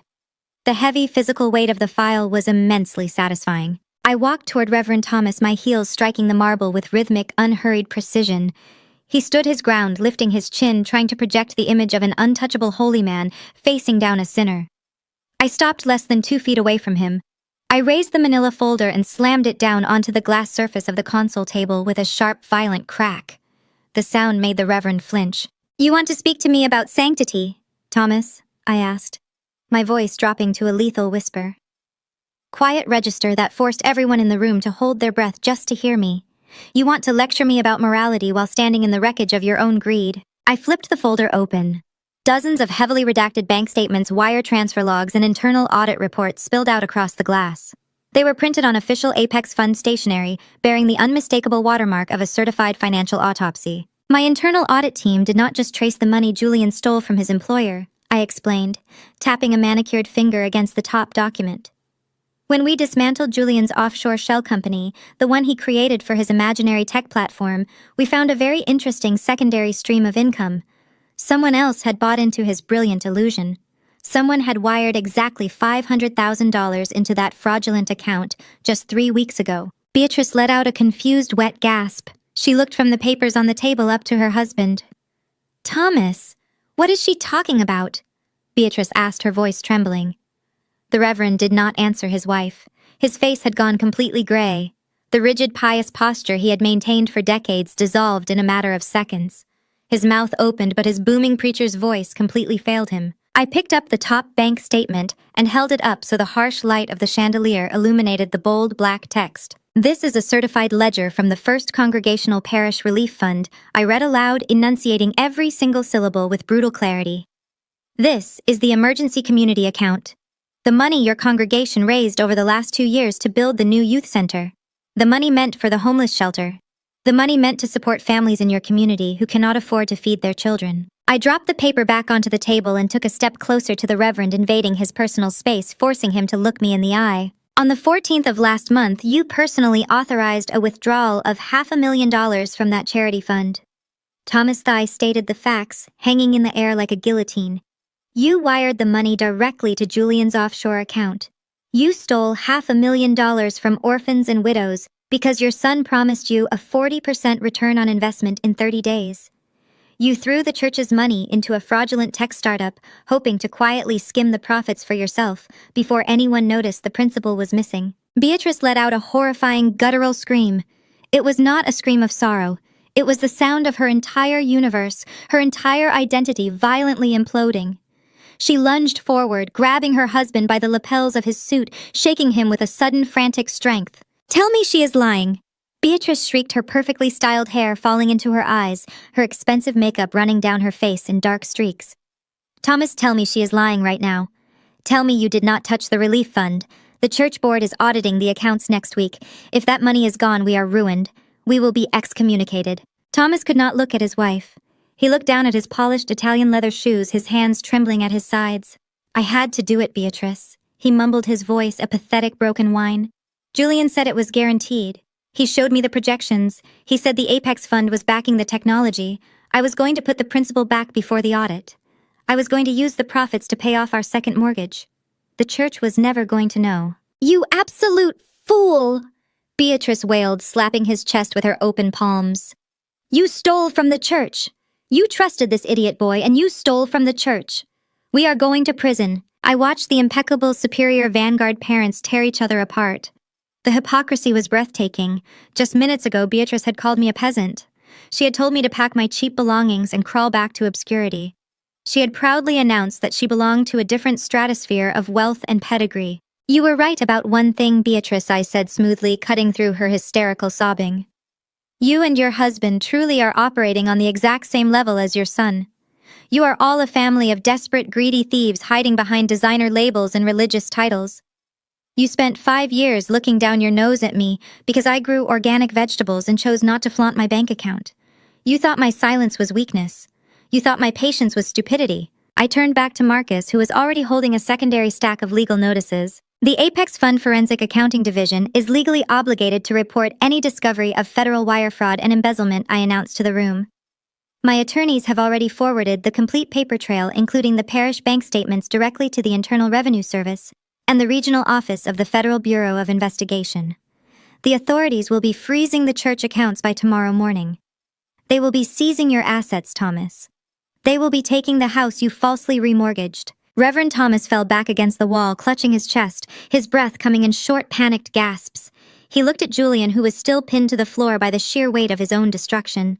The father and son stared at each other, no longer a proud patriarch and his golden boy, but two criminals, realizing they were both going down in flames. Chloe was still backed into the corner, weeping into her hands, completely ignored by the family she had so desperately tried to marry into. Connor was still being held against the marble wall by my security team, his face bruised and furious. I picked up my glass of dark red wine from the tray where I had left it. I took a slow, deliberate sip, savoring the absolute silence that had finally descended upon my home. The toxic, suffocating infection that had plagued my life for 5 years was finally being surgically removed. My security team will escort you all to the driveway, I commanded, setting the empty wine glass down next to the evidence of their crimes. You are no longer welcome on my property. You are no longer welcome in my life. You have exactly 5 minutes to get out of my house before I have you thrown out. The two security contractors holding Connor pinned against the cold marble wall suddenly released their grip. Connor stumbled forward, his heavy breathing filling the space left by Julian's pathetic whimpers. He aggressively straightened the lapels of his custom-tailored suit, shooting a venomous glare at his brother-in-law weeping on the floor. Connor was a survivor. He possessed the predatory instincts of a corrupt real estate developer who had spent his entire career slipping through legal loopholes. He realized instantly that the Vanguard family ship was sinking rapidly, and he had absolutely no intention of drowning with them. He pulled his phone from his inner breast pocket, his thumb rapidly swiping across the glowing screen. He did not look at me. He did not look at his wife, Gabrielle, who was currently clutching her pearl necklace in silent horror. He simply turned on his heel and began walking briskly toward the heavy double doors leading to the side courtyard. I gave Marcus a subtle, nearly imperceptible nod. Marcus raised 2 fingers. The largest of the security contractors, a man who looked like he was carved entirely from granite, stepped fluidly across the foyer. He planted his massive frame directly in front of the side exit, folding his arms across his chest. He resembled a brick wall in a tuxedo. Connor stopped short, his expensive leather shoes squeaking against the polished floor. He looked up at the guard, a muscle ticking in his jaw, before turning slowly back to face me. "You cannot hold me here, Zora," Connor stated, his voice dripping with forced bravado and arrogant entitlement. "I am not part of Julian's psychotic corporate embezzlement fantasy. I am an independent broker. You blocking my exit constitutes illegal detainment and false imprisonment. Step aside right now, or I will have my personal legal counsel tear you and your precious fund apart." I smiled. It was a cold, razor-sharp expression that offered absolutely no warmth. "I highly doubt that, Connor," I replied, my voice slicing through the tense air. "Your lead corporate counsel submitted his formal resignation via email exactly 20 minutes ago. It seems he suddenly realized that advising a client actively engaging in federal mortgage fraud might jeopardize his license to practice law." Connor froze. The smug, superior sneer evaporated from his face, replaced by a rigid mask of sudden panic. He stared at me, his knuckles turning white as he gripped his phone. "You are bluffing. My firm is fully insulated from Julian. You have nothing on me." I held my hand out toward Marcus once again. My chief auditor did not even need to search his briefcase. He already held a slender red-bordered file in his hands. He passed it to me with the precision of a surgeon handing over a scalpel. "You have always prided yourself on being the smartest man in the room, Connor," I said, tapping the stiff cardboard of the file. "You spent every family holiday boasting about your brilliant real estate acquisitions. You loved mocking my organic farming. You loved telling Julian that he needed to assert his dominance over a simple-minded woman like me. But you were not as insulated as you thought. You were bleeding cash." Connor swallowed hard, his eyes locked onto the red file in my hands. "Horizon Estates has been operating at a massive, unsustainable deficit for the last 3 years. I continued, ensuring my voice carried to every corner of the grand foyer. Your commercial properties were sitting empty. Your creditors were threatening to call in your loans. You were desperate. So when your idiot brother-in-law approached you with a stolen $2 million capital injection from his fake tech startup, you saw a lifeline. Gabrielle, who had been standing frozen near the dining room entrance, took a shaky step forward. Her eyes darted from her husband to me, her face pale with rising terror. "Connor, what is she talking about?" Gabrielle whispered, her voice trembling violently. "Tell her she is crazy. Tell her our firm is fine." Connor ignored his wife. He kept his eyes entirely fixed on me, a desperate cornered glint shining in his pupils. "I did not touch Julian's stolen money." Connor spat, his voice rising in pitch. "You cannot prove anything." I opened the red file. "I do not need to prove that you touched Julian's money, Connor. I need to prove that you collateralized your toxic underwater properties using forged signatures. When you realized you were going bankrupt, you issued millions of dollars in junk bonds to keep your company afloat. You packaged your worthless commercial debt and sold it on the secondary market to hide your insolvency." Connor let out a harsh barking laugh, attempting to project confidence he clearly no longer possessed. "Buying and selling high-yield debt is a standard market practice, Sora. It is not illegal to issue bonds. You clearly do not understand how corporate real estate works." "I understand exactly how it works," I shot back, snapping the file shut with a sharp crack. "I understand it so well that 6 months ago I directed the Vanguard Logistics and Acquisition Fund to systematically purchase every single piece of high-yield debt your company issued. I bought it all, Connor. Every junk bond, every leveraged asset, every toxic commercial loan you desperately dumped onto the market. I bought it through a dozen anonymous proxy firms." Connor stopped breathing. The color drained from his face so rapidly, he looked sickly translucent. He staggered backward, his shoulder hitting the wall as his legs momentarily gave out. "I own your debt, Connor," I stated, stepping forward, until I was standing directly in his line of sight. "I am the primary majority creditor of Horizon Estates. I own the mortgages on your commercial strip malls. I own the loans on your empty office buildings. And most importantly, I own the secondary mortgage on your $6 million primary residence." He opened his mouth to speak, but only a dry, rattling gasp escaped. His entire real estate empire, the foundation of his immense arrogance and abusive superiority, had just been ripped out from under him. "You violated the core covenants of your bond issuances the moment you submitted falsified property appraisals to secure the loans." I explained, my tone strictly business. "Fraud immediately accelerates the debt. I am officially calling in every single bond. I am calling in every loan. You are completely irreversibly bankrupt." "You cannot do this!" Connor yelled, a spray of saliva flying from his lips. He lunged forward, but the security guard instantly shoved him back against the wall with brutal force. "You vindictive witch! You cannot liquidate my company overnight. I will drag you through bankruptcy court for a decade.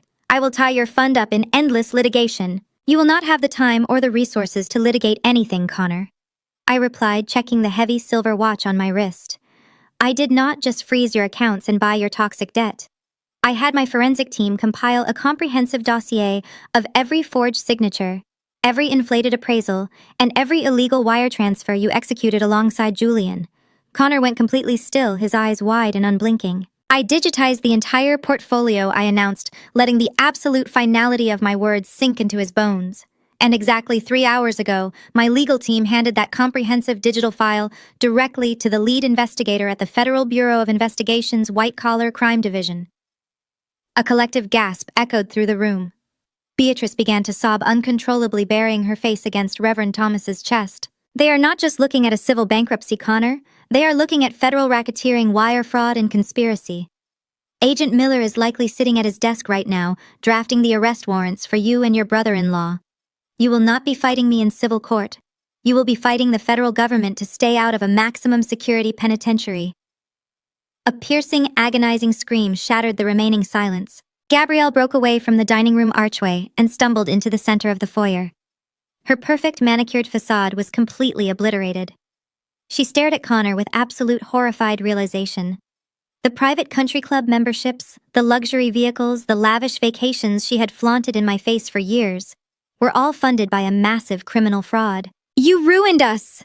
Gabrielle shrieked, her voice tearing at the vocal cords. She launched herself at Connor, her fists raining down on his chest and shoulders. "You lied to me. You told me we were fine. You told me Julian's deal was going to make us billions. You lost our house. You lost my children's trust funds. You are going to prison." "Shut up!" Gabrielle, Connor roared, trying to grab her wrists and push her away. "Stop acting like a hysterical child." Gabrielle tore herself from his grip. She looked around the grand foyer, looking at Julian weeping on the floor, looking at her parents paralyzed with terror, looking at the security guards blocking every exit. Her pristine superior reality had collapsed. The Vanguard family was utterly destroyed. Gabrielle let out a final broken sob. Her knees gave out completely. She collapsed onto the hard marble floor, right next to her brother, burying her face in her hands and weeping hysterically. The sound of her profound despair mingled with Julian's ragged breathing, creating a pathetic chorus of absolute ruin. I stood perfectly still, watching the people who had tried to destroy me drown in the consequences of their own actions. The chaotic symphony of Gabrielle's wails and Connor's furious muted cursing filled the grand foyer. Chloe remained backed into the corner, her eyes darting frantically across the room. She looked at the federal evidence stacked on the glass table. She looked at the unyielding wall of corporate security guards blocking the exits. Then she looked at Julian.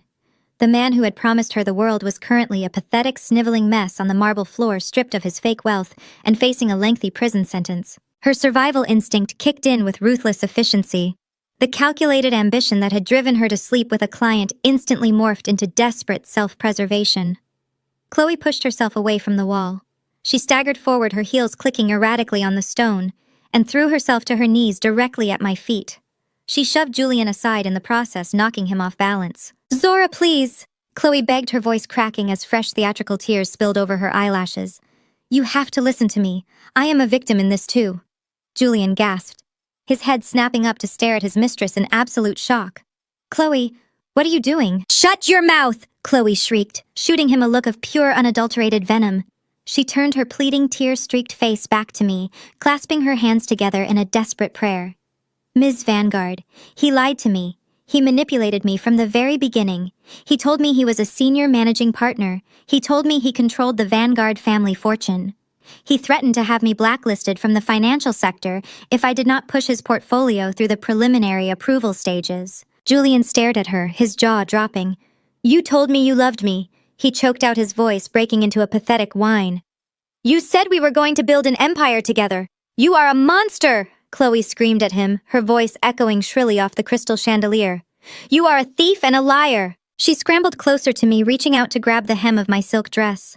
My security guard immediately took a threatening step forward, but I raised a single hand holding him back. I wanted to hear every desperate word. "Zora, please, you have to understand." Chloe wept, staring up at me with wide, panicked eyes. I was terrified of him. He is a predator, and now I am pregnant. I am carrying a child. He took advantage of a vulnerable pregnant woman. Please do not destroy my career. I will do whatever you want. I will testify against him in federal court. I will give your auditors his private passwords. I will hand over the encryption keys to his offshore accounts. Just spare me. I only did it because I was scared for my baby. I stood perfectly still, looking down at the spectacular wreckage of their romance. 10 minutes ago, they were the untouchable power couple, ready to rule the corporate world. Now they were viciously trying to feed each other to the wolves, just to save their own skin. I offered Chloe a slow, chilling smirk. "Pregnant?" I asked, letting the single word hang heavily in the cold air of the foyer. I slowly shifted my gaze from the groveling mistress on the floor and locked eyes with my completely broken husband. "Julian," I said, my voice dropping to a deadly quiet register that commanded the absolute attention of every person in the room. "Have you ever stopped to wonder why we never had children during our 5 years of marriage?" Julian stared at me, his tear-streaked face twisting in absolute bewilderment. He looked from Chloe's stomach back to my eyes, his mouth opening and closing like a suffocating fish. I reached into Marcus's briefcase one final time. I pulled out a slender white envelope from the side pocket and tossed it onto the glass table, landing perfectly on top of the federal embezzlement files. "That is a certified medical evaluation from Massachusetts General Hospital," I said, my voice echoing in the dead silence of the room. "Dated 4 years ago. You have severe congenital azoospermia, Julian. You are completely and permanently sterile. You could not father a child if your life depended on it." Julian froze.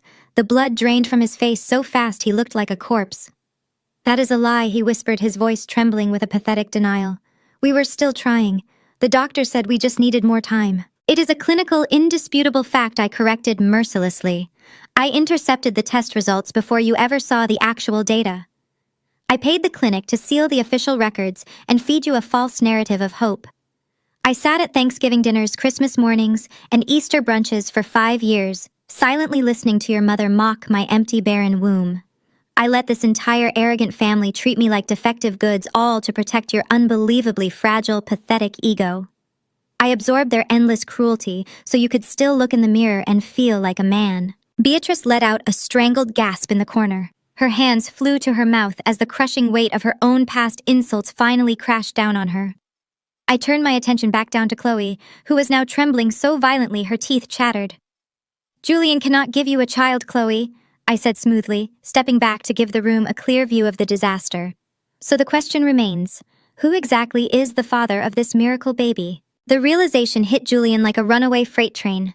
The illusion of his perfect devoted mistress, the woman he had stolen millions to impress, shattered into a million jagged pieces. He let out a feral, guttural roar that did not even sound human. He scrambled up from the marble floor and lunged directly at Chloe. His hands closed around her throat before anyone could even react. He slammed her back against the expensive wallpaper, his eyes wide and bloodshot with absolute, unhinged madness. "Who is it?" Julian screamed, spittle flying from his lips as he shook her violently against the plaster. "Who is the father?" "Tell me right now." Chloe clawed frantically at his wrists, her face turning a mottled, terrifying shade of red. She gasped for air, her eyes darting wildly around the room, searching for a savior who was definitely not coming to her rescue. "Tell me!" Julian roared again, tightening his grip. "It is Connor!" Chloe shrieked, her voice tearing through the room like a jagged knife. "It is Connor's baby!" The silence that followed was absolute, deafening, and completely suffocating. It lasted for exactly 3 seconds before the entire house violently exploded. Gabrielle, who had just stopped weeping over her husband's impending federal indictment, let out a sound that chilled the blood in my veins. She turned her head slowly, looking at Connor, who was still pinned against the opposite wall by my security. Her own husband, the man who had bankrupted their family, and apparently the man who had been sleeping with her brother's mistress. "You disgusting bastard," Gabrielle screamed, launching herself across the grand foyer. She did not go for his clothes. She went straight for his face. Her perfectly manicured nails dug deeply into his cheeks as she tackled him to the floor. Connor shouted in pain, trying to throw her off, but Gabrielle fought with the deranged animalistic strength of a woman who had just lost her wealth, her pristine reputation, and her marriage in the span of 20 minutes. My security guards took a synchronized step back, seamlessly forming a perimeter and allowing the Vanguard family to physically tear each other apart on the imported marble. Reverend Thomas was shouting useless, panicked prayers into the air. Beatrice was hyperventilating on the floor, and Julian collapsed back into a sobbing heap over the mistress who had betrayed him with his own brother-in-law. The destruction was finally absolute. The shrill, piercing wail of sirens suddenly cut through the violent sounds of the Vanguard family tearing themselves apart. A second later, the grand windows of the foyer were illuminated by the frantic, pulsing sweep of red and blue lights. The heavy strobes painted the marble floors and the crystal chandelier in alternating colors of absolute panic. The federal authorities had not waited until morning. They had arrived right on cue. The flashing lights seemed to shock Julian out of his murderous, heartbroken trance. He dropped his hands from Chloe, scrambling backward across the floor like a terrified child fleeing a nightmare. He looked at the heavy oak doors, then turned his bloodshot eyes up to me. The realization that his life of tailored suits and corporate prestige was officially over hit him with the force of a physical blow. He did not try to run or fight.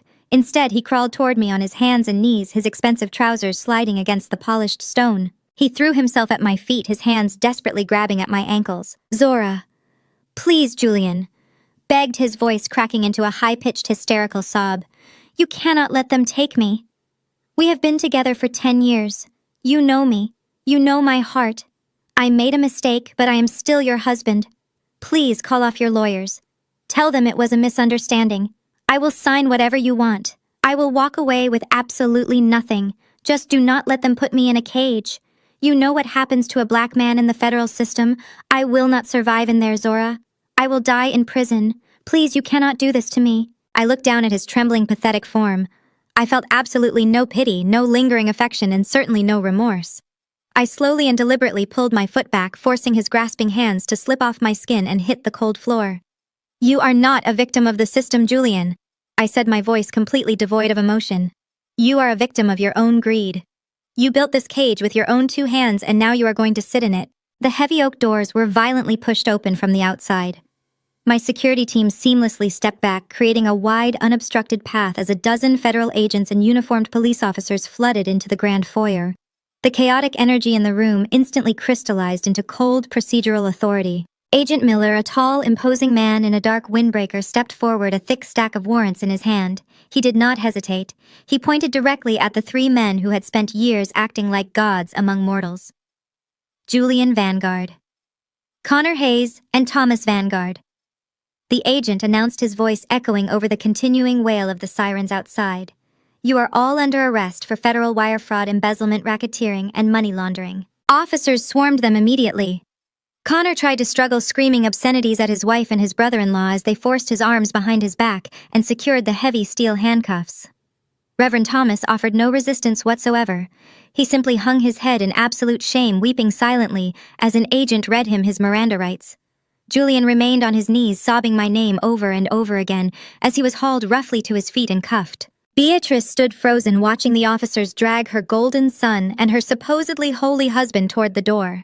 The pristine, untouchable legacy she had spent her entire life cultivating was being marched out of my house in federal chains.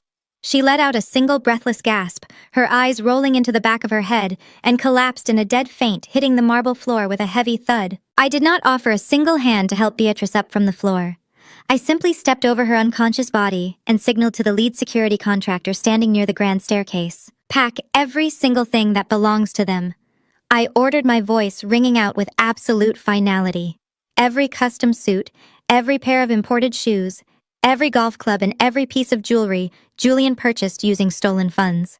Shove it all into industrial garbage bags and dump it at the end of the driveway. I want this entire estate scrubbed completely clean of the Vanguard infection before midnight. My contractors moved with ruthless efficiency. Gabrielle and Chloe were practically dragged out the front doors, their hysterical competing screams fading into the cool night air. Paramedics eventually arrived to revive Beatrice from the marble floor, only to immediately load the disgraced matriarch into an ambulance under strict police supervision. I walked out onto this grand stone portico of my home, the crisp, clean evening breeze washing over my face. I stood at the top of the sweeping staircase, my posture perfect and unyielding. I watched in deep satisfaction as the synchronized procession of federal vehicles rolled down my long, winding driveway. The harsh, flashing red and blue lights illuminated my pristine landscaping, carrying away the arrogant men who had spent half a decade trying to convince me I was worthless.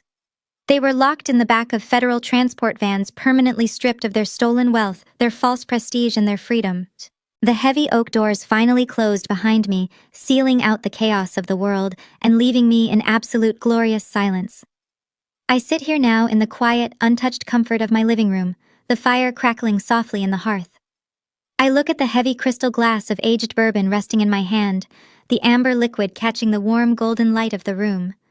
I take one final slow sip, savoring the smooth, rich burn against my throat, and set the glass down firmly on the mahogany table. Society spends a phenomenal amount of time teaching women how to endure. We are conditioned from birth to swallow our pride, to shrink our ambitions, and to suffer in polite silence just to protect the fragile egos of the men around us. We are repeatedly told that keeping the peace is a virtue, even when that peace is built entirely upon our own degradation and financial ruin. But endless endurance is not a badge of honor when it requires sacrificing your own soul. The true measure of a woman does not lie in how much abuse she can quietly tolerate to maintain the illusion of a flawless marriage. Her true power lies in her absolute unforgiving clarity. It lies in knowing the exact moment to stand up, stop playing by their rigged rules, sweep every single piece off the board, and force the traitors to pay back every last cent. I did not just defeat the Vanguard family. I completely erased them.